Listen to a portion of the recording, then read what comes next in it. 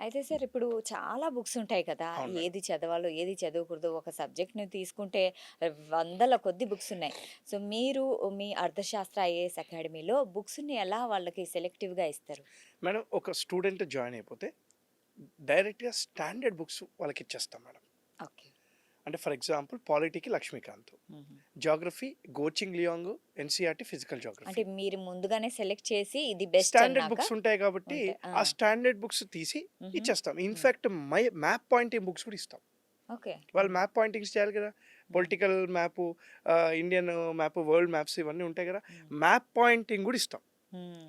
Books madam మళ్ళీ మేము తయారు చేసి ఇచ్చడం కంటే ఆల్రెడీ ఆల్రెడీ స్టాండర్డ్ బుక్స్ ఉన్నాయి. ఉన్నాయి. అవును. ఆ స్టాండర్డ్ బుక్ ఇచ్చేయడమే. NCERT standard book. హ్మ్. ఇవి ఇచ్చేసి మేము ఎక్కువ ఫోకస్ చేసే class notes madam. Class notes. Class notes. హ్మ్. ఫర్ ఎగ్జాంపుల్ చెప్తాను. మనకి డీలిమిటేషన్ అనేది న్యూస్‌లో ఉంది ఇప్పుడు. అంటే ఏంటి? కాన్స్టిట్యూయెన్సీస్ కొంచెం పెంచాలి. హ్మ్. లోక్‌సభలో రైట్ 552 అంటే ఇప్పుడు తగ్గాయి. 550 సీట్లకించి 850 చేయాలి అని అనుకుంటున్నారు. హుహుహు. అంటే లోక్‌సభలో మొత్తం 850 ఎంపీస్‌ని చేయాలి అని అనుకుంటున్నారు. ఇది డీలిమిటేషన్. రైట్. రైట్. డీలిమిటేషన్ గురించి లక్ష్మీకాంత్‌లో రాసుంటది. డీలిమిటేషన్ గురించి ఏదైనా స్టాండర్డ్ బుక్స్‌లలో రాసుంటది.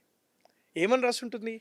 డీలిమిటేషన్ కమిషన్‌లో ఎవరుంటారు? డీలిమిటేషన్ కమిషన్ ఎవరు పెడతారు? డీలిమిటేషన్ కమిషన్ రిపోర్ట్ ఎవరికి సబ్మిట్ చేస్తుంది? ఇది పార్లమెంట్‌లో ప్రవేశపెడతారు. లేదా సుప్రీం కోర్ట్ దీని మీద న్యా న్యాయ సమీక్ష చేయకూడదు. ఇలాంటి విషయాలు స్టాండర్డ్‌గా రాసుంటాయి. హ్మ్. లాస్ట్ డీలిమిటేషన్ ఎప్పుడు జరిగింది?